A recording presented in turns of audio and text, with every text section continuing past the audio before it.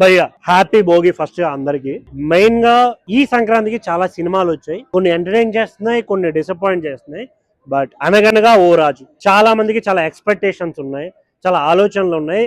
మనం అందరం అనుకుంటున్నాం సినిమా ఎలా ఉండబోతుంది. ఎందుకంటే అందరికి ఒక ఒపీనియన్ ఉంది. 2 years తర్వాత నవీన్ పొలిశెట్టి థియేటర్కి వస్తున్నాడు. ట్రైలర్ చాలా ఇంట్రెస్టింగ్ ఉంది, చాలా ఫన్ ఉంది.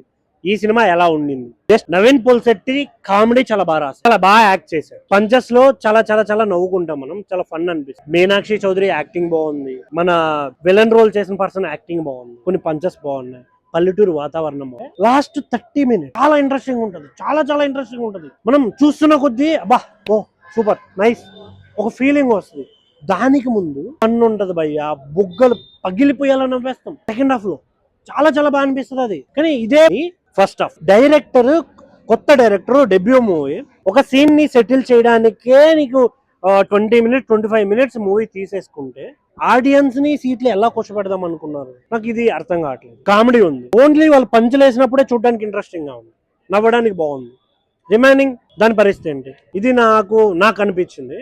సెకండరీ మ్యూజిక్ చాలా బాగుంది, సాంగ్స్ చాలా ఎంజాయ్ చేస్తాం, చాలా బాగా అనిపించింది. బట్ ఆంధ్ర టు తెలంగాణ అనే సాంగ్ ఫాస్ట్ బీట్ లాగా అలా వచ్చి అలా వెళ్ళిపోతుంది. అది కొంచెం నాకు అనిపించింది అలాగా. కానీ ఈ సినిమాకి ఫస్ట్ హాఫ్ ని ఇంకొంచెం ఎంగేజింగ్ గా, ఇంకొంచెం స్టోరీని నెరేట్ చేస్తుంటే ఎంత బాగుండేదని ఫీలింగ్ వచ్చింది నాకు ఓవరాల్.